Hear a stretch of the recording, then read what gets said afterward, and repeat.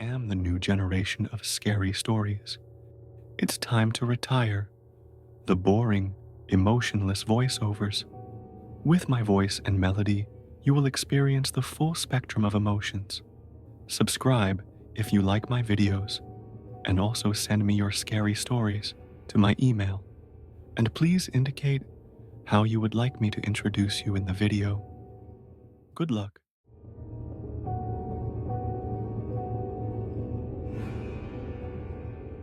I was 14. My two cousins M and S were 13 and 9 at the time. I am 32 now. I grew up in WV, in the middle of mountains, in the middle of nowhere. My cousins would be dropped off for the summer and spring break at our grandpa's house, which was next door to me. So I got to see them quite often. We would climb the mountains and go for walks up the road. We would walk to what we called the first new house. Basically, someone new had built a house a mile from where I lived and had been a while since most homes there are much older. Anyway, there is a mile that is just open and no homes or anything within that mile. One day we decided to go for a walk, and we noticed a white van parked on the side of the road near the creek, but no people. We walked by a T and I told my cousins to stay near me because it was quite unusual.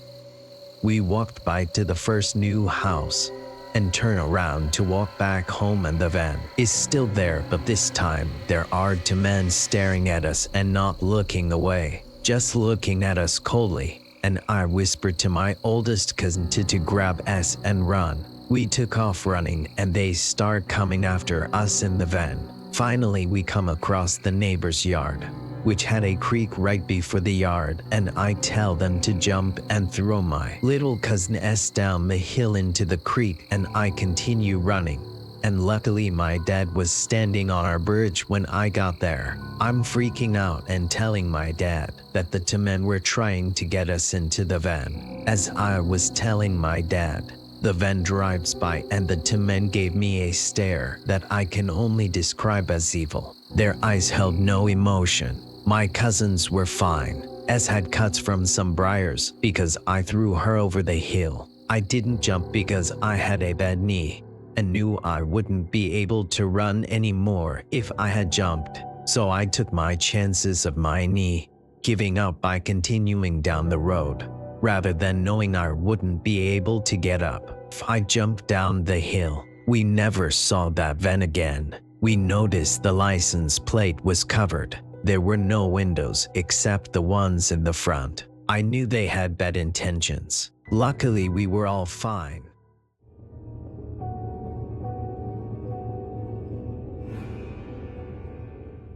I literally just got off my shift delivering for Walmart. To give context of this story, I took a batched order this morning that was not in my usual area.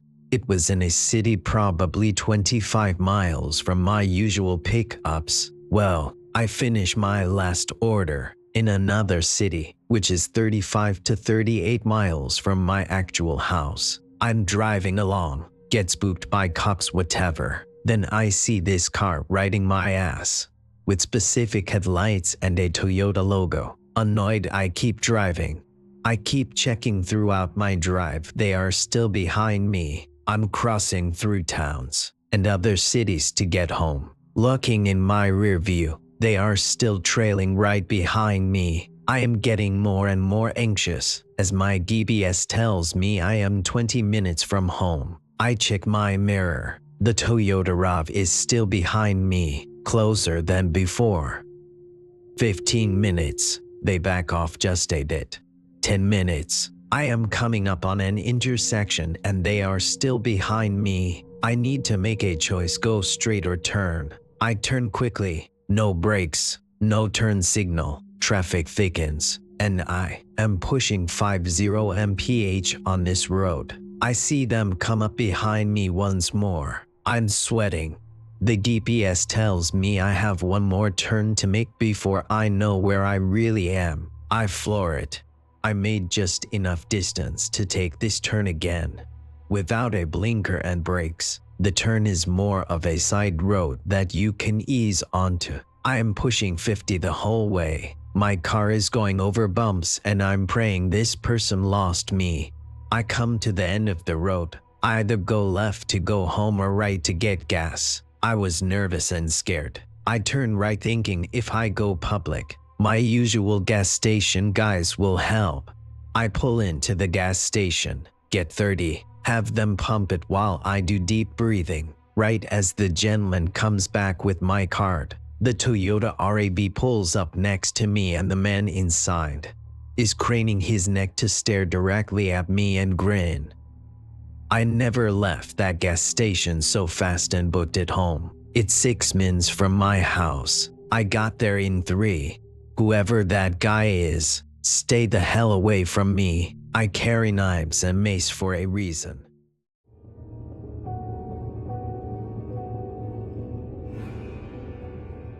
I was about 16 at the time, still living at home deep in the mountains at my family's home divided by cottage. I frequently walked the woods surrounding my home, but never really went that far out, either out of lack of curiosity or simply because I was lazy. One evening, I decided to take a flashlight and walk as far as I comfortably could into the valley behind my property. There's a large amount of deer, bears and other animals near where I live, so I also brought some bear spray with me. I was about 25 minutes, maybe more into my walk, when I started to get an uneasy feeling, like I was incredibly vulnerable or that I wasn't alone. I shrugged it off because I probably wasn't alone. I mean, there is a lot of wildlife in the forest, so it's not like I can just expect to be alone. I neared the creek that flowed around our property and noticed some garbage and some pots and pans next to the water, as well as what looked like a tattered sleeping bag and some shoes. I didn't think much of it and continued my walk, thinking about it every now and then, wondering if someone was camping out near our house. It was almost completely dark out now, so I turned around and began walking home. I kept glancing over my shoulder back towards the creek, worried someone might be behind me.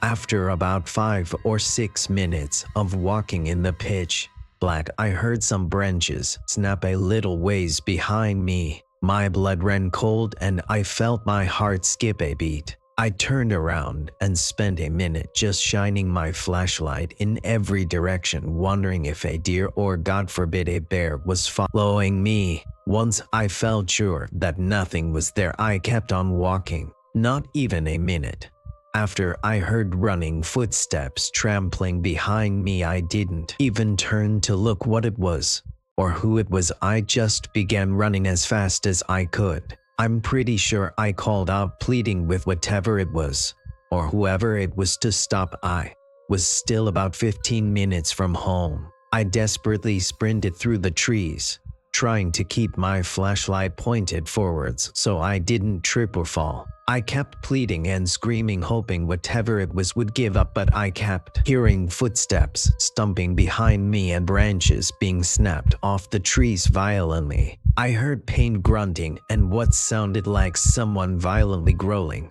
I began crying out of fear, tears filling my eyes as I ran. It sounded like they were right behind me, almost like they could reach out and grab me. I heard one loud growl divided. I screamed right behind me, as whatever it was seemed to have fallen or slipped up. I kept sprinting and never dared to look back. I eventually stopped hearing the running behind. Once I made it to my property line, the light of my house in the distance ahead of me, I turned to see if I was still being followed. What I saw still torments me even now. A freakishly tall man was standing about 100 yards from me, my flashlight only barely illuminating him. He was wearing what looked like a tattered hoodie and no pants. I stood there for a moment, struck with fear, waiting to see if he would move. As I was about to turn away and run the last stretch to my house, he started sprinting viciously towards me, and by vicious I mean he was almost on all fours, using the trees to propel himself further, grabbing at the ground, lunging towards me. I let out a scream and ducked under my fence and sprinted as fast as I could to my house. By the time I got there, I was completely out of breath, my throat hurt and my knees were sore. I shined the light back towards the woods and saw the man at my fence waving at me, his tall and slender figure towering above the fence. I quickly made my way inside and locked all the doors. I woke my dad up and told him what had happened. I don't remember exactly what he did about it, if he called the cops or just let it be, but I don't think anyone else ever saw the guy again. I still never go into the woods alone or anytime near dark, and I certainly stay away from the creek. I don't know if he's still out there, but I do know that if he had caught up to me, I might not be telling this story today.